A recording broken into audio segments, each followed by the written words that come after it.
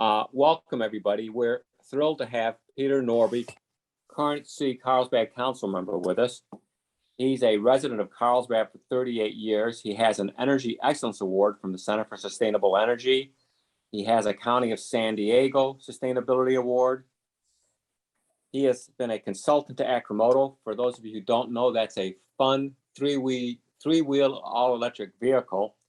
And we've asked him to come today and just give us a few comments about what Carlsbad is doing for electric vehicles. I'm not sure exactly what he's going to say, and I don't want to take up any more of his time. So without any further ado, please give a warm welcome to Mr. Norby. And thank you for being here, Peder.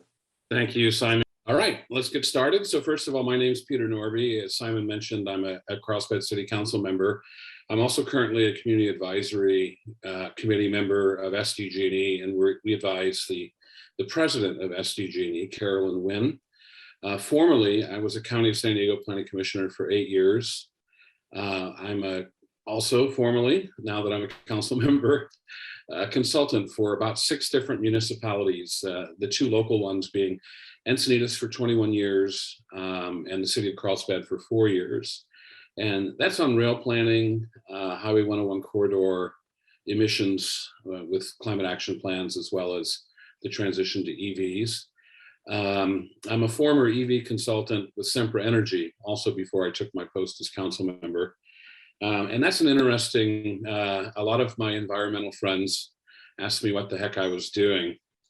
But if you're a true EV advocate, you know that our utilities and our energy companies will be the provider of fuel, much like a Mobil or a Chevron or an Arco.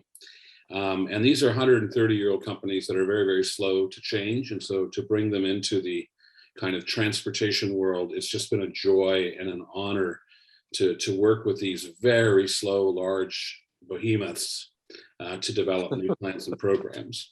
Also have done a lot of work with BMW, a lot of work with SunPower, several documentary films with both. But that's who I am. I just thought I would introduce myself. I'm going to talk a little bit about the past very briefly, kind of what we're currently working on, and then the last part will be what we're doing in the city of Carlsbad. So if you've seen me or know me, I'm about 350 pounds. I'm 6'3". I'm bald, excuse me. But when I look in the mirror, this is what I see. And this slide reminds me that my background comes from a person of practice, not academic, not scientific, not governmental, but a person of practice who is not afraid to strap the little rocket on the back with appropriate safety gear and light that fuse and see where it takes us. Transportation is just fascinating. And it just blows my mind to think about this. For 10,000 years, transportation consisted of walking, riding an animal, or being pulled by an animal, land-based transportation. And that really didn't change until about 200 years ago. So, you know, our oldest civilizations, Aleppo and Damascus and Athens and, you know, the Middle East, for 10,000 years, transportation remained stagnant. And then, of course, we went into the rail era and steam era, automobile era, interstate highway system. But what you see in the slide is transportation has really, really been changing dramatically the last 10 years, with lots of innovation in the last 10 years, and that will continue. And most recently, it's been micromobility in terms of the scooters and the e-bikes that have just populated our nation's cities, and of course, the city of Carlsbad as well. So this is, you know, I've often been looking forward, and we kind of describe that as like, you know, you have vision, if you will. And I think that my definition of vision is just seeing a better future and constructing a path towards it. And the latter part being very, very important, in that we have to strive to make that path towards a better future. And I really want to thank your association for doing what it's done for many, many years. And, you know, we're all working towards that better future. And we do it because we think it's better for us and the earth, our cities and our communities. And we really have a love for one another in our communities. And I think that in each and every one of us, this idea of a better future lights our fire, and it keeps us going, and we do what we do because of it. And as we construct that path, what we're doing is pushing aside the status quo, pessimism, fear, and security, and that's not very easy to do. So the first modern EVs in San Diego County 2009, it was we had about 7 or 8 Mini Coopers in San Diego County, which was the BMW prototype. I had 3 of them, 2 for the city of Encinitas, 1 for myself. And then the first maybe 10 Tesla Roadsters in San Diego County in 2009. And that was the exploration then was, can we really do this, and can we power it by renewable energy? And will it stick this time? Because of course we had tried a decade or 15 years before, and it didn't stick, it didn't take. So will it stick this time? And we didn't, honestly, we didn't know. There were about 1,000 or 1,500 solar PV systems in San Diego County. And as we speak right now, today in San Diego County, there's 225,000 solar PV systems. And probably better said is the SDG&E service area, which includes a little bit of Orange County. There are 1,300,000 residential meters in the SDG&E service area. So we are approaching 20% of our homes with solar PV. And again, it was just like, will this work in 2009? In San Diego, California, we're well over 1 million EVs and growing rapidly. In San Diego, we're well over 100,000 EVs. So this exploration, it's no longer, if you will, where we're at. But kind of the old way is you had a house, and that's my house, and your house had a mandatory relationship with a power plant, and that was our power plant. And then it had a mandatory relationship with the gas station. So the cars that you had as you were living in your house were required to go to the gas station. And that's kind of the old paradigm. And the new paradigm is that, well, you have a house, and we still have that house. And the house has a power plant, and our power plant in Carlsbad has been torn down. And yesterday was a very important day. The last vertical element of the power plant hit the ground. So it is totally gone now, at least visually. And you no longer have to go to the gas station, and your house is kind of your power plant and your gas station. However, today in 2022, we're shifting our sights forward again, and our exploration is in medium and heavy duty EV vehicles, as well as autonomous transport, micromobility. And I'm just going to touch on that briefly. So, you know, this transportation shift where we were wondering if the EV would stick, to where we are today, where it is absolutely 100%, no doubt, the future. All car companies, government agencies, communities, everybody agrees. And it took a little over 10 years to make that shift. And when we plan for our transportation investments as a county or a city or elsewhere, we need to make sure that we're looking forward 50 to 100 years and to see what's coming towards us as we plan these futures. And I think one of the big errors being made in our country right now is the United States Post Office. And to award a contract for the construction of the new post office vehicles to a gas vehicle is really looking behind us and not looking forward to us. So it's important that we don't make many of those type of mistakes as we go forward. I look at transportation in terms of the car in 3 basic, maybe evolutionary changes. So one, in terms of autonomous now, we're kind of shifting towards the autonomous question. The first one was mechanical, which I call 1G, and that was maybe your cruise control, right? Where you just set it, it was a mechanical linkage.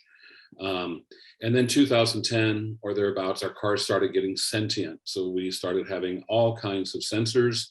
And that's pretty much where we are today, right? Whether it's lane departure or adaptive cruise control or just so many sensors, you know, pedestrian avoidance, collision avoidance.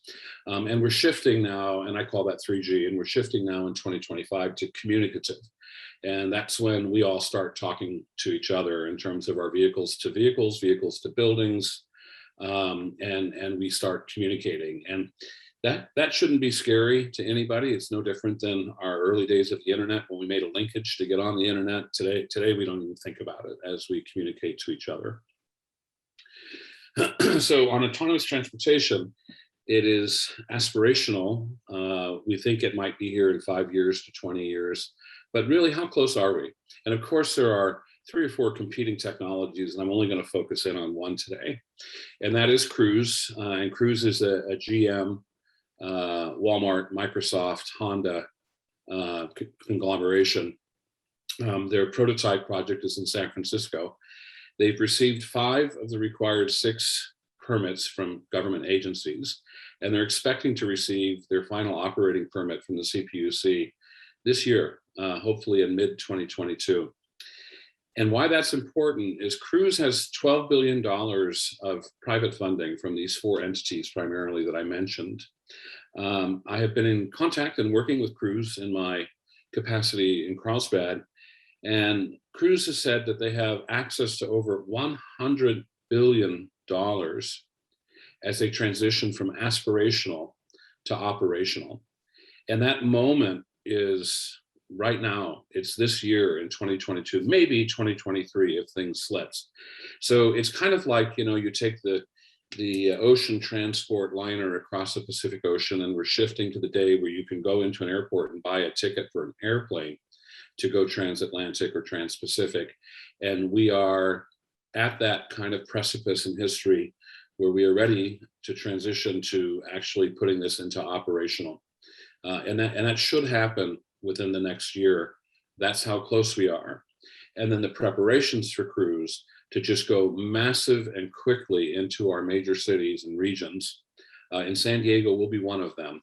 To go quickly is what they are working on right now, quite frankly, in terms of what comes after San Francisco. And I can tell you San Diego will be one of the first three for Cruise. So this is why this is important in our kind of San Diego County discussion is when the car came along, it was cheaper than the horse and carriage. But adjusted for inflation, it's always been about 70 cents a mile. So if you drive a car 1,000 miles, it's roughly $700 a month, right? $300 or $400 for car loan for most people, gasoline, insurance, maintenance, and there's never been anything cheaper than that, never. So a taxi's been $3, and Uber Lyft is about $2 a mile. Rail and buses, fully cost in without subsidies is somewhere equal to or greater than an Uber or a taxi. And for the first time in history, as we shift towards this autonomous vehicle, and I think the shift will start in earnest about 3 years from now in 2025, we're going to be down to 25 cents a mile. And it's the first time the X and Y line has ever crossed in transportation. And I'll just let your mind think about what that means in terms of owning a car will be more expensive than just having an on-demand car coming to you to take you where you need to go.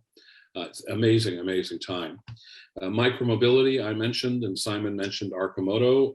So I assisted Arcimoto in getting their California manufacturer's license, as well as getting their California dealer's license, as well as locating one of their prime rental hubs in San Diego County. So they're located in Florida, Eugene, San Diego, and Santa Cruz right now.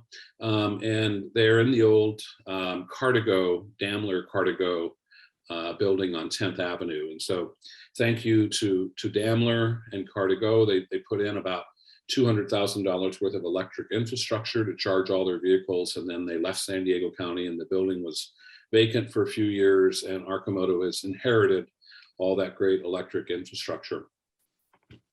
So this brings us to kind of like, I think historically in San Diego County, the old mobility paradigm, which was private transportation, you owned a car, or public transportation and you took the bus or train. So the new mobility paradigm that is happening in our country and certainly in our county is that private transportation option, publicly available transportation on demand, which is the Uber Lyft type model, but shifting into autonomous and cheaper than private transportation. And then of course, public transportation. So in our county, and I think our big question that we're dealing with as a region is our regional transportation plan. And, the numbers are between 160 and 177 billion dollars over 40 years or 30 years for this plan. And it is, I would describe it as heavily rail oriented with many, many new miles of rail, and lacking in the conversation is this kind of third rail of publicly available transport. And I think it's really going to be an interesting question, because I think that this publicly available transport will show up well before the rail. So as you know, the recently constructed mid-city expansion of the trolley system, that's been planned for well over 15 years before it finally materialized. And now shifting to Carlsbad, and I'm really excited as a advocate for electric vehicles, and a really hard pusher that sometimes gets me in trouble.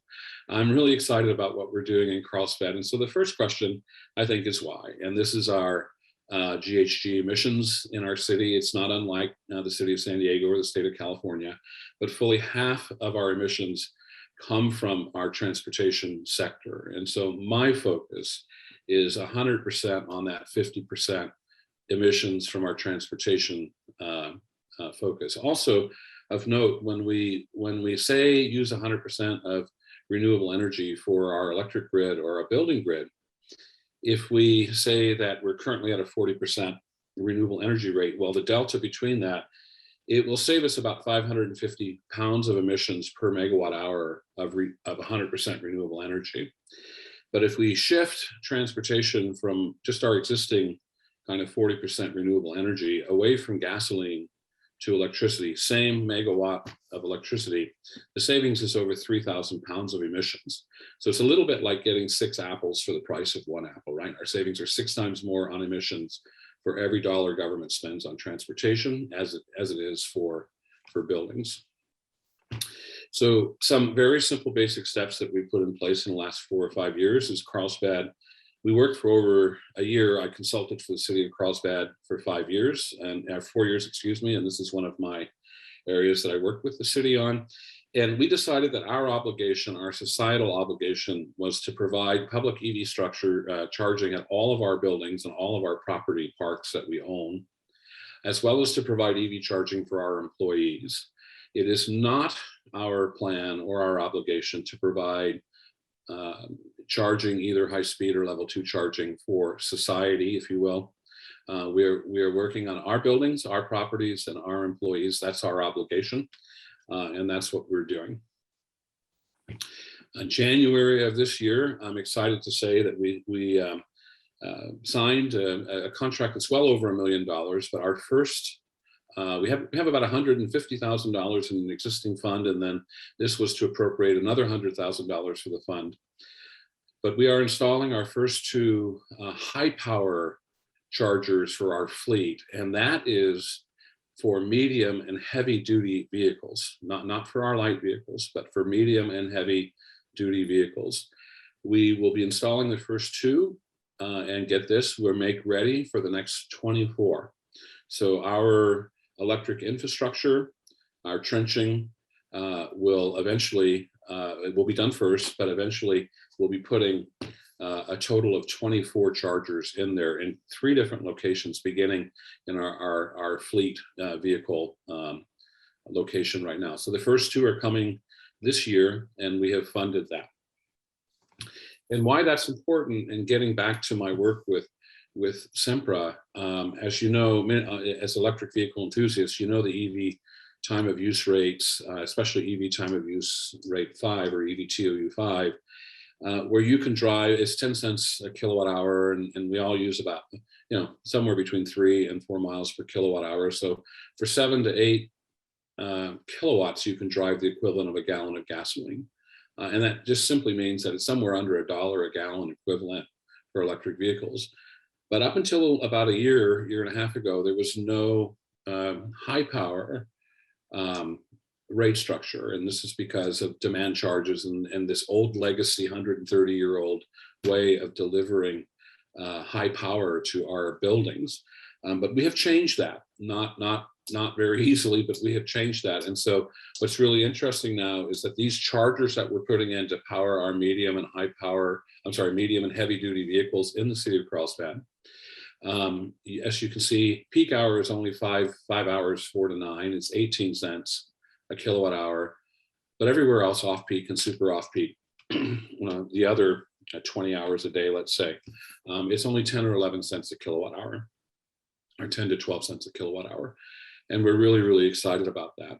So I will provide this for you because this is kind of, I think, groundbreaking work. And so we worked with our fleet department in the city, and Carlsbad has about 400 vehicles, including VACCON trucks and dump trucks and fire trucks and police vehicles. But we have 47 what we call light duty passenger vehicles in our fleet. And if you look here, this was done in January, and then I have simply updated it to where we are currently. But in January, We have a gas station in the city of Carlsbad that provides fuel for all of our gas and diesel for all of our vehicles. And our average was a little under $3 a gallon of gas. It's gone up to $4.50 a gallon of gas now. But essentially, to power these 47 vehicles for a year, it's $33,000 in gas or diesel. And the emissions created are 143,000 pounds of emissions, CO2 equivalent emissions.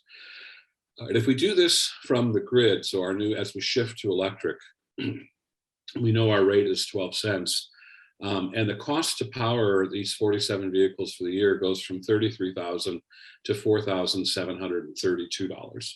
It's a little under, I mean, it's probably 85% drop in cost. So this is financially saving Carlsbad a lot of money. But more importantly, our emissions we reduce our emissions by over 120,000 pounds of CO2. So again, 85-90% drop of emissions. And I'll note that this is at the SDG&E rate of 40% renewable energy. And Carlsbad buys our energy as a city through our energy, Clean Energy Alliance. At 75% renewable energy. So the savings is really closer to 95%. And then as we look at the solar side to power our vehicles by solar, well, if you would compare it to the cost of gasoline, our payoff would be in less than 2 years. But if you compare it to the cost of electricity from the grid in this high power rate structure from SDG&E, the payoff is about 12.5 years. So it's becoming less and less advantageous for a city to spend its money on solar, and more advantageous to spend it on electric transportation. We are in the midst of our 2022 strategic planning session for the next 5 years. This will be generally concluded on May 24th. And it will be wrapped up into our budget for the June budget discussions. But our city council has already voted 5-0 in our strategic planning session at my request, putting these efforts forward to end the procurement of fossil fuel vehicles for our light duty fleet in 24-25. That's only 2 years away. And from that point forward, we will not be buying another gas or diesel powered car, not even a plug-in hybrid. We will be 100% electric in our procurement. Of course, we'll let the older vehicles go through their life cycle and then replace them with electric vehicles as they age. And the second thing that we're going to do is require 50% of medium duty and heavy duty fleet. Now that is our police cars and our kind of F-150s and our backcon trucks and trash trucks and fire trucks to be plug-in hybrid or above by 2030. So this is, I'm super excited about that. I believe we'll be the first city in the state of California to do that by 24-25. But it's not fully baked yet. I have, when we adopt our budget here in June and when we adopt our goal session, it'll be fully baked, but I'm 100% confident that it'll make it into the final document. This is a really super, super important project. It is a closed session item, and it's negotiations with San Diego Gas and Electric and Brookfield Homes, which is our partner in the ownership of the Carlsbad shops. Essentially, they own what is the old historic mall, and the city of Carlsbad owns the parking lot. It is a three-way agreement. It was a hard-fought agreement with SDG&E to allow a new 500, so there's essentially 5 100 megawatt natural gas peaker plants to be built that run maybe 15 to 20 minutes a day during peak times. And then that agreement included the removal of the old 900 megawatt baseload power plant at Encina, which is now fully demolished visually and more work to do underground. And the relocation of 18 acres of SDG&E's service center where all of their vehicles and their laydown yard is. And that will result in expanded Cannon Park, and it'll also result as a service hub for a fleet of, I'll call them electric shuttle vehicles that will connect the two coaster stations, Highway 101 north and south, as well as to our work center up in our Carlsbad Research Development Department area, 60,000 jobs up there, as well as to the shops in Carlsbad. It is something that I can't go into in terms of where we are and the particulars of the issue, but we will have a briefing update in front of our council on the 23rd of May. And we are very, very close, after a year or two of working to essentially manifest the agreement that was made between SDG&E Carlsbad for the demolition of this plant and the installation of the new peaker plant. I'm going to conclude right there and just say thank you. Thank you for inviting me. And my wife is an elementary school superintendent for 39 years. She's retiring in June. I'm stepping off the council in December. We will be taking 3 or 4 years to travel the world, and I will be kind of ending my full-time work period. So we're going to rely on you and others to keep constructing that path towards a better future. This is my email also, if you'd like to reach me. And with that, I am going to conclude my presentation. I hope I was on time and happy to answer any questions. Yeah, thank you. So if anyone wants to raise their hand.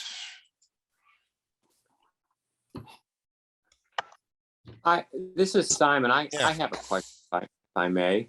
Sure. Peter, first of all, thank you. That was an absolutely mind-blowing presentation. There's a lot of stuff going on I had no idea. I'm particularly excited about what you're negotiating up at the power plant. I know you can't talk about it, but boy, that would be real sweet if it came together. And I listened to your remarks, and you mentioned how you didn't believe the city had any obligation to assist the public at large, but rather to focus internally on its own fleet. And I understand and appreciate that. Let me share with you what I and I believe other members have found. One of the biggest impediments to getting people to purchase an electric vehicle is for those who don't have a home, who live in apartments, if you will, who don't have the luxury of being able to plug into a garage. What, if anything, do you believe the city could do to help apartment owners? We have them obviously throughout Carlsbad as everywhere else. Would the city be amenable to some sort of participation in creating, quote, gas stations, if you will, that are fast chargers that are available for people who are in these situations? Simon, that's a great question. I should probably rephrase my original comments to be our priority, if you will. Our high priority is our own locations and our own workforce and servicing the public in our own location. So the issue that you bring, which is attached housing, apartments or condos or townhouses, are very difficult to get EV chargers into them. Maybe they don't have a garage or carport. Yet we want them to shift to electric vehicles. And so, we've had several at the state level. First, it was getting chargers into homes, and then it was getting level 2 chargers out. And we're now really kind of bull rushing this level 3 high-speed DC charging. So there's a couple of things going on. So number one is the ranges of our electric vehicles are getting far greater, right? I think 200 to 300 miles is an average now. And then the speed of which you can charge, I think, Tesla is maybe 20 minutes in terms of 80% charge. And a lot of the vehicles that take, 125 kilowatt hours or above, it's the same thing, 15 or 20 minutes. So we're getting to a place where apartment and condo attached homes without chargers can maybe once a week go to a facility, charge for 15 or 20 minutes. And that's how they're going to get an electric car working for them, which is a departure from, I think, what we were working on 10 years ago, was trying to put a level 2 or a level 1 charger in every single parking spot in every single, apartment building. And that's just not going to work. So in Carlsbad and Encinitas, I guess I'll go for both. The city of Encinitas is about ready to light up an EVgo first 6 fast chargers at 50 kilowatts. They're kind of legacy, and then shifting into the Australian 125 kilowatt charger.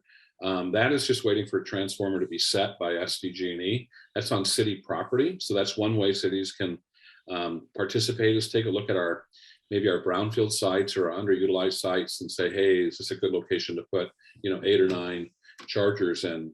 Carlsbad has a Tesla charging facility with many chargers. I think there's over a dozen chargers there. So we have speeded up and made essentially the permitting process to go through used to be really, really onerous, and we treated everybody like a power plant or like a gas station, and now it's just it can almost be done by PDF for a high-speed charger, and it's a very quick process. So we have that in Carlsbad. We also have 3 or 4 other locations that have CCS chargers as well. So we see primarily the private industry, EVgo's, Electrify America, Tesla, those types of providers, ChargePoint, as servicing that. But where we can and where we can assist, and if we have properties, especially near transit stations, that that work for that, and the city owns it, we'll definitely partner on that. That's the whole vision behind this kind of energy transportation center that we're thinking about for Encina as well. But it's not our primary mission to kind of solve that problem for society as a city. Understood. Thank you for the response. Mm-hmm. All right, John. Yeah, thank you, Keith, and thank you so much, Peter, for your presentation. I want to echo what Simon said, very informative. I was happy to hear you mention the dismantling of the power plant in Carlsbad. We experienced something similar in the South Bay. I live in Chula Vista. And I think you blew yours up, didn't you? You just yes, that's right. That was that was an exciting day. Yeah. It's good to see those eyesores finally disappear. So I was happy to hear about that. I was when you mentioned that U.S. Postal Service contract. What a tremendous lost opportunity that is. I wish that could be undone. I don't know if anything could be done at this point, but you reminding us of that was a bit of a sad note. But a question I had for you, Peter, is this one.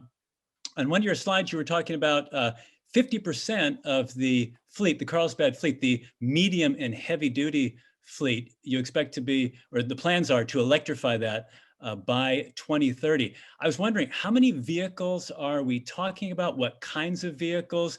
Do you anticipate any issues with availability to meet that goal? Could you address that a little more? I can. So first of all, it's a super aggressive timeline in terms of seven years. On the light duty fleet, what we call people mover type vehicles, which is 47. That's I'm ready to kind of light that fuse right now and not buy another gas car, but certainly in 2 years with the available choices that we have out there, we're doing it. Okay, so the reason why the goal is 50% plug-in or above is that our police department just shifted to hybrid. So they went from full gas to hybrid vehicles, and the fuel savings and the excitement by the police officers and our city for the hybrid vehicles are super exciting. So we know that we're shifting these vehicles on every kind of 5 to 8 year cycles. And so our expectation is that we're going to go from hybrid probably to plug-in hybrid here 8 years from now, right? For that size and type of vehicle. Then we have the fire trucks. They're probably going to be the last ones that go electric. And that's why we set our sights at 50%, not 100%, because we realize we won't be able to do the electric on the fire trucks. But I'll tell you, in Europe especially, and here, the size of our first responder apparatus is getting smaller. And so I would expect a level of apparatus that's a little bit smaller and lighter than what we have right now in the next 7 or 10 years. But that will be the last nut, I think, and the last hurdle, if you will, is our fire apparatus. And also, our police vehicles generally stay within the city of Carlsbad, unless there's a high-speed chase that's kind of regional, generally stay in. But our fire apparatus is on shared duty, right? So we all go to the east or to the north if there's a fire, and our apparatus go up there. So they have to go longer distances. That's not true for the police department. And then we have VACCON trucks, and kind of dump trucks and the general maybe parks and rec or sewer and storm drain type maintenance vehicles. Some of them are easy to do, some of them are hard to do, but it's why we set it at 50% instead of 100%, and why we set it at plug-in hybrid instead of full electric. I hope that answers your question. Right. Yeah, I think the plug-in hybrid is something that's a bit more achievable than the fully electric. We will strive, and when available, and when I guess maybe governments have this idea of that, well, it's not reliable or more expensive, or that's generally speaking, it's no longer true in terms of the cost coming down, and we're getting very close to parity. But what's becoming more clear is the resiliency and redundancy it offers, right, to have both. And so we don't know if we're going to be SOL on oil. We don't know if we're going to be SOL on electricity. So to have redundance by adding electricity into our transportation mix is really exciting for first responders.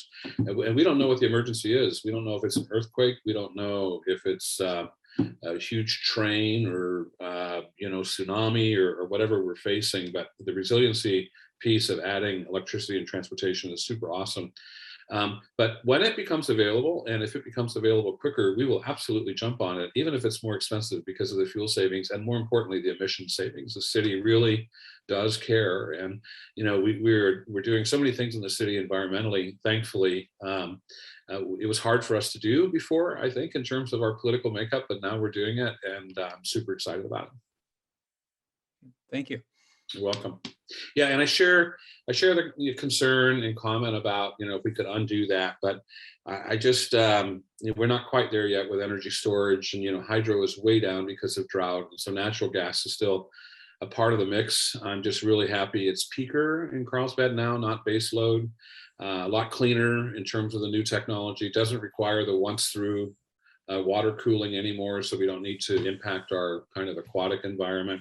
So it's much better than it used to be. It's not perfect. And, I'd like us to develop, of course, more hydro and more energy storage, and we'll get there. And it's kind of the last vestige of fossil fuel. But with that, we were, and, before San Onofre went offline, we weren't even, Carlsbad was opposed to any power plant there. Our city was opposed to it, but the game changed when San Onofre went offline. In terms of energy in our region. But we were able to extract a lot of really, really great concessions that are going to help us out in the future. One, visually, is just getting rid of that behemoth. But yeah, I wish it could have been 100% win instead of 80% win.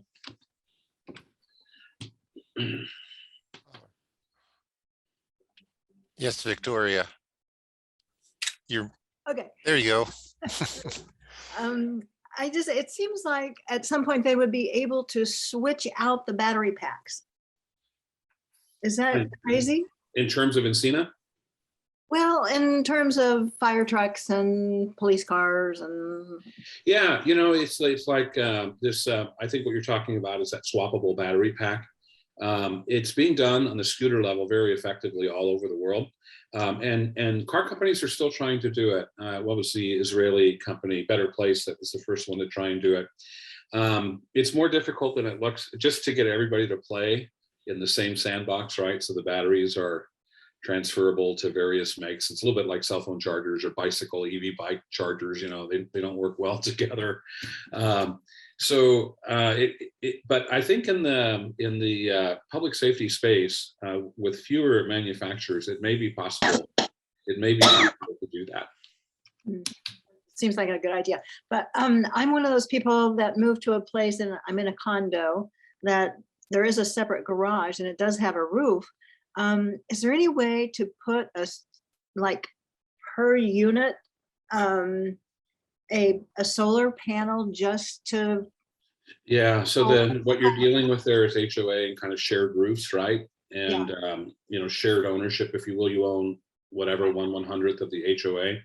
Right. So that's really a question that's beyond me in terms of what SDG&E is doing with these kind of HOA type situations. So I wasn't talking about that end of it. I was talking about, can you go direct from a solar panel to a car, for example? Yeah, we're getting closer. You have to have a battery in between for storage. Yeah, we're getting closer. So the answer right now, I would say, generally describe it as no in terms of solar. So I have since 2007 solar. I generate about 13,000 kilowatts a year, an 8 kilowatt system and a 9 kilowatt system, and 5,000 are for the car and 7,500 are for the house, roughly. But I realized that that's only for about 6 or 7 hours a day, and the other time, when the sun isn't at its peak, I'm pulling from the grid and making maybe 4 or 5 times as much as I use during the time when the sun is up. So I think we're seeing that on we're getting closer to what you want in a couple of areas. Number one is energy storage is getting cheaper, so you go from solar to energy storage. And then number two, some of the new vehicles are bi-directional, like the F-150 and others. that can maybe, take energy from your house, store energy, and when needed, put it back. So I think that on a couple of ways this helps is that you can maybe one day bypass your meter, if you will, and just do it directly. And then number two, if you don't have 220 in the garage, you can perhaps do it in 110 in the future as well. But it still remains elusive, but I think we're getting closer. Thanks. You're welcome. All right, thank you, Peter. Is there? Yeah, my pleasure. Yeah. So Simon's putting our comments here. We actually have someone coming up to talk about swappable battery packs in our July meeting. So stay tuned. Okay. All right. Okay. You're welcome. And I think I'm going to leave the meeting. Yeah. Have a great night. Thanks again. Thank you, and keep on doing what you're doing. You're doing very important work, and when possible, get involved in your neighborhoods and planning groups and various volunteer committees and commissions you can serve on. And if you ever have the opportunity to serve as an elected official, please go for it. It's important that we have EV enthusiasts among our ranks. I'll end that when our city of Carlsbad, our council members, 4 of the 5 have had EVs, 3 currently do. And 4 of the 5 have solar PV. So when we talk about EVs up on the dais, if you will, well, we all know what we're talking about, right? It's not like one person talking about something and the other 4 scratching their head. So that's a really good change as well. All right, with that, have a great evening. All right, thank you. Thanks, Peter. Bye-bye.